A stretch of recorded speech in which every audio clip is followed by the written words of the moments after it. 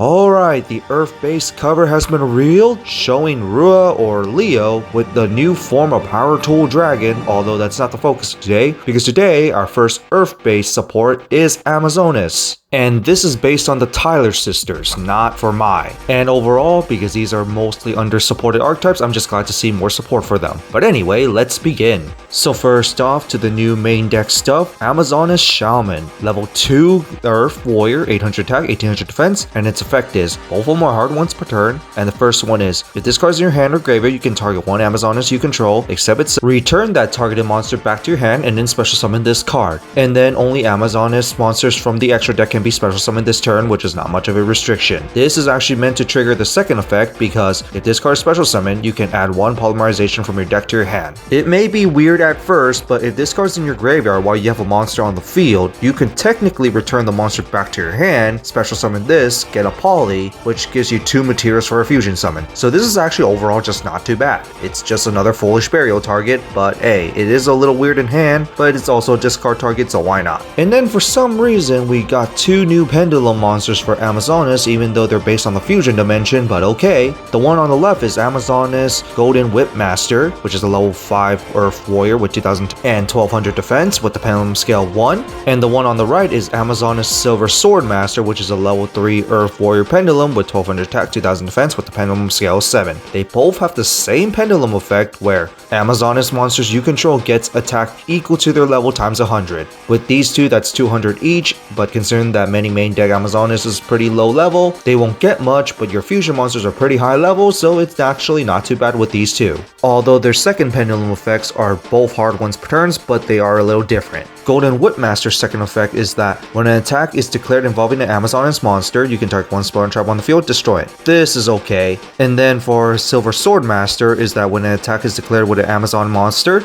you can target one Amazonas spell and trap in your graveyard and add it back to your hand. This pendulum effect is actually pretty good because recycling always really helps. Although considering that these are the only pendulum monsters for Amazonas, you kind of have to run it with each other if you're trying to do a pendulum summon, even though it's not too necessary. And then for the monster effect, which are both hard ones per turn and they have the same effect, is that if this card in the monster zone is destroyed by any ways, you can put this in your pendulum zone. Considering that fusion summon is a thing, I really wish that they didn't say destroy, instead remove, but I get why. And then the second effect is that if an Amazonas monster is special summoned to your side of the field while this card is in your graveyard, you can place this card to your pendulum zone. So if both of them are in the graveyard, which can happen during a fusion summon, you basically get to recycle 2 monsters to your pendulum zone, so that will give you a pendulum summon. Because you could just play poly, use the 2 pendulum monsters, summon your monster, and now since they're in the graveyard, just put them in the pendulum zone. That's not a bad combo. So I have to say, putting these two together isn't actually too bad. And now to the further evolution of Amazonas Queen,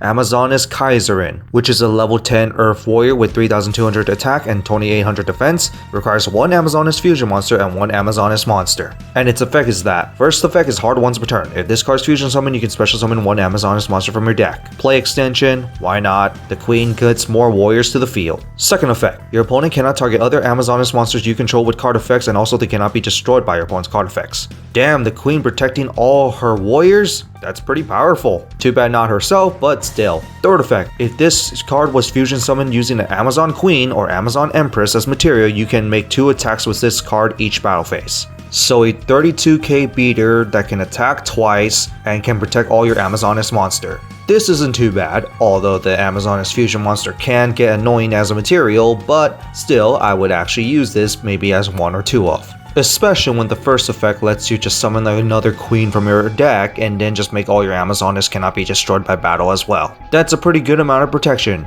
I get that this is just basically an upgrade of Empress, but A. And then we go to Amazonas King Liger, which is level 9 Earth Beast Fusion that is 2900 attack, 2800 defense, requires 1 level 5 or higher Amazonas monster and 1 Amazonas monster. At least it's easier to summon than Kaizerin. But anyway, monsters your opponent control cannot attack other monsters except for this one, because the Ligers are in the front line. And then the second effect is a hard once per turn. You can target 1 Amazonas card you control and 1 warrior Amazonas monster in your graveyard. Destroy the first target. If you do, special summon the second target from your graveyard. This card cannot attack during the turn you activate this effect. Keep in mind it says Amazonas card, so it could even be your spells and traps. I have to say this is actually not a bad trade-off. The only thing I don't like is that this card cannot attack during the turn you activate this effect, and protecting your monsters from being attacked is also pretty nice. So overall, it is a pretty cool new addition to Amazonas.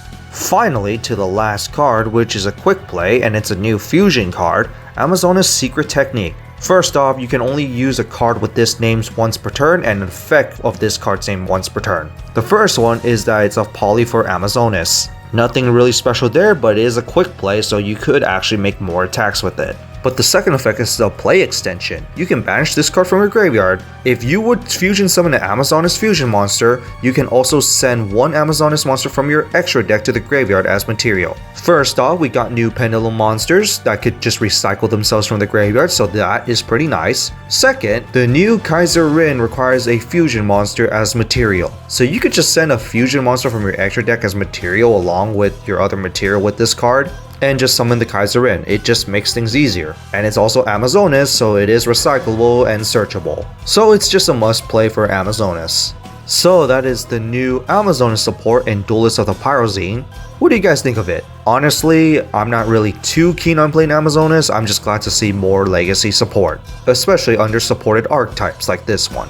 And that's pretty much every Earth-based support deck, so I'm kinda glad that we got an Earth-based set. But anyway, since we got 2 themes revealed for this set, what do you think will be the third theme for this set? We got few existing archetypes from the anime that we can use. There's just not much when it comes to Earth. But whatever, that's it for this, and see y'all next time.